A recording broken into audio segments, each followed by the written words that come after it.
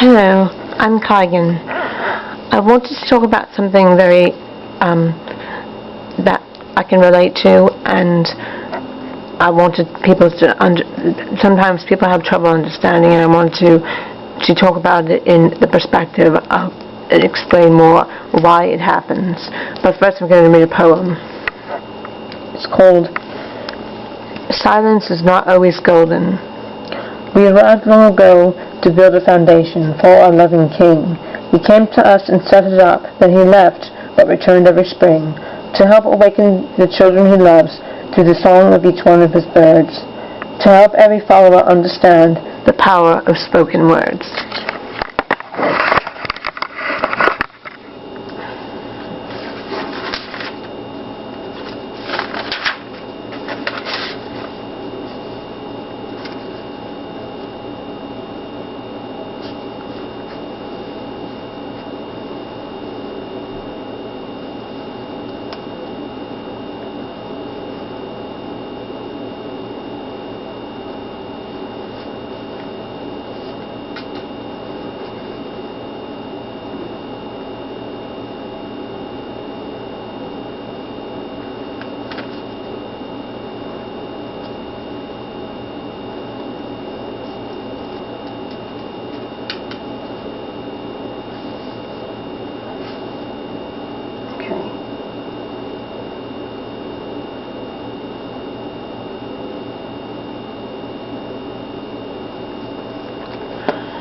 I wanted to talk about transgender because I think a lot of people don't understand it, but my own master learned from my higher self had explained it better, and it makes more sense. And I myself can kind of relate to it because I was actually made as a male puppet, but I wasn't anatomically corrected as a male, but I was like, you know, lots of regular dolls and toys doesn't have a designated sex, but it is called that, is related to, is claimed that it is, when it's not actually correct. But my own master did anatomically correct me as a female, and I am glad for that. I feel good. I feel like this is who I'm meant to be. And I wanted to talk about transgender and explain things to some people who may not quite understand, and those who have intolerance. It's called, when a soul chooses to incarnate, and earth chooses to incarnate that soul, sometimes that soul plans to be a certain sex, but because assigned gender is a physical manifestation, 50-50 natural selection roll of the dice, it may not match with the soul's intention. Therefore, an individual ends up trapped in the wrong body. Spiritually, they are the opposite sex of their physically assigned gender. Transgender people deserve respect as whatever gender they feel they are. The choice to change gender is a personal choice that is not causing anyone harm. Nobody should have to be trapped in a body that they are not comfortable with. And that's just what I want to say about that. It makes much more sense when you think of it that way, because that's the truth.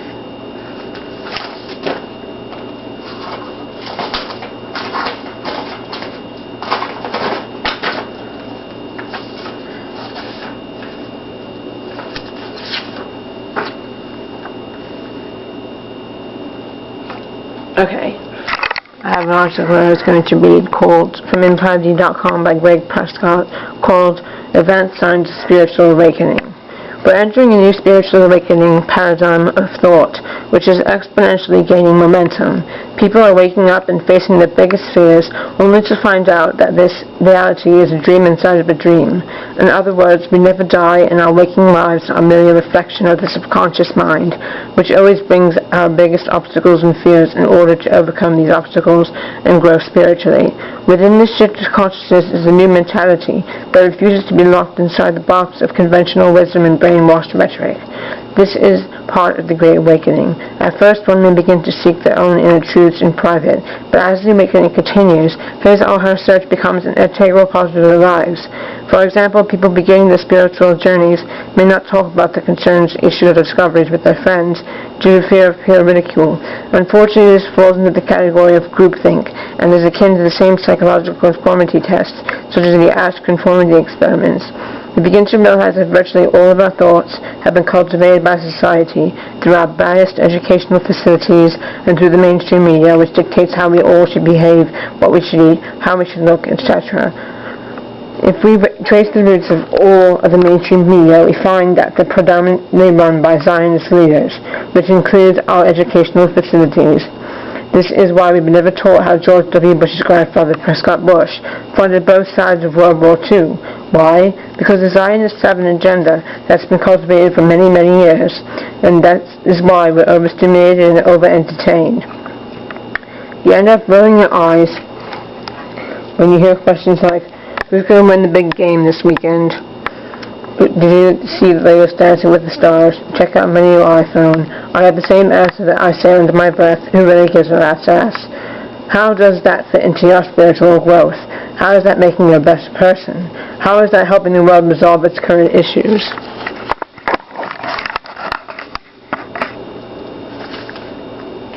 Beginning stages of spiritual awakening. Many people begin their spiritual journeys in the seeking of truth, such as the 9/11 cover-up, chemtrails, secret societies, Bilderberg's Committee of 300, Skull and Bones, Freemasons, etc., and other conspiracy theories.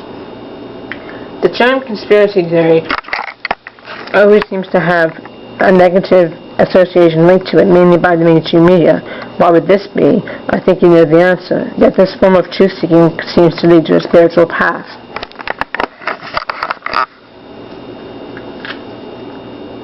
For many, as they realize that everything that's currently happening in politics and religion leads to a greater awakening through truth.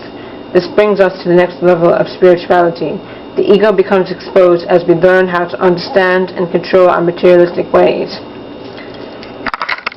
We start to make the changes in our lives that are more positive. Sometimes we also confront what we fear the most, such as a failed relationship, losing your job, or loss of long-time friends who don't understand your change in demeanor. At times, it seems like the universe is taking a dump on you, yet when you look back at your difficulties, you realize that the universe presented you an opportunity to overcome and grow from these obstacles. You begin to surround yourself with like-minded people who share similar views and thoughts about making this world a better place for all of us. Many of these people are brought into our lives through the law of attraction, or have soul contracts to meet with you at a specific time in your life. These contracts are made in the ethereal realms and could include literally millions of people. For example, one small action can influence many people. As a driver, if you let someone into traffic, then that makes the day. It's also likely that the same person will do the same for other people that same day. Your one action has now multiplied into many kind gestures. The same principle works when we smile at someone or open the door for a stranger. You may experience a discontinuation of a dead-end relationship.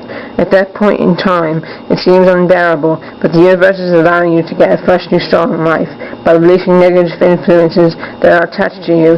At this point in time, it's important to forgive the other person as well as yourself for the failed relationship. By doing so, you've released any negative karma associated with this person. My own master, when she got really ill and went to the hospital because she was just overstressed and very upset about everything, felt like she wasn't doing anything enough. Both times she went to the hospital, the people that she encountered there could relate and they understood, and it was like it was meant to be. They were meant to come into contact at that specific time. So I do believe that, definitely.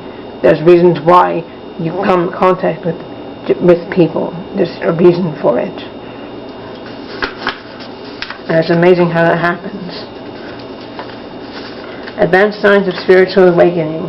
Now your spirituality begins to moving forward. How many of these have you experienced? You openly talk about spiritual issues with virtually everyone. If you have Facebook, you will always literally pass through with spiritual and metaphysical quotes, links, and videos. You no longer post trivial statements that relate to the ego and materialism. Your heart is filled with love for all living things, including plants and animals. You react differently to things that used to bother you, including any political rhetoric, because you realize that most world leaders do not care about you, and that it's up to you to become the real change that you want to see in the world. You completely understand what it means to become one with everything, but also know the importance of healing and integrating all fractions of yourself, positive and negative, from this life and the past. You have greater appreciation and understanding of nature and her elements. You become more conscientious about what you're eating and drinking, as well as how that affects your DNA. You realize what your life purpose is. Metaphysical abilities, both suppressed and new, begin to surface. You are more in touch with your body than ever before through meditation and reflection. You are learning new things at an exponential rate. Your entire body begins to resonate at a higher vibration.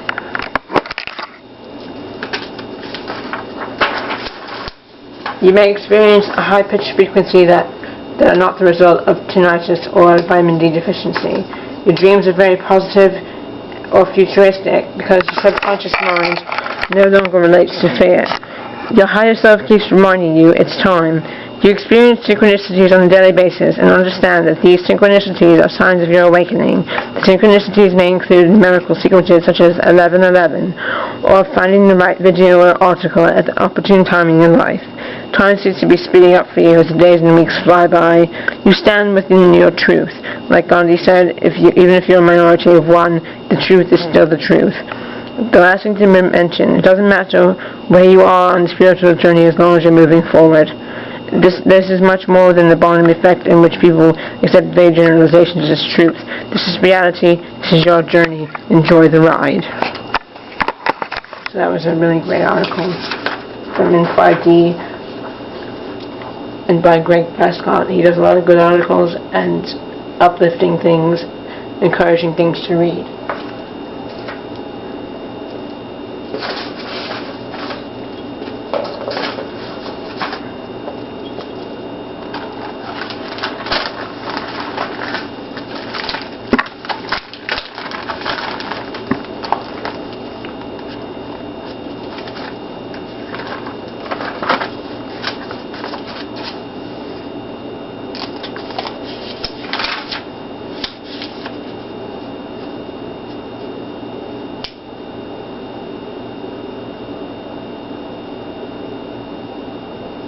Okay.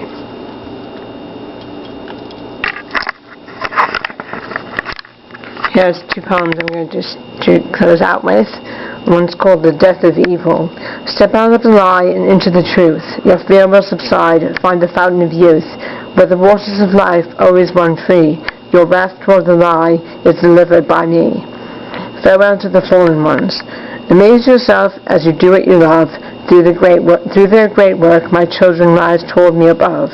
Feel the fear of the old depart from your mind, and through your love for the earth, leave the fallen behind. Okay, we're trying our best, and we're on the positive timeline, so remember that. And thank you for joining me. I'll see you next week.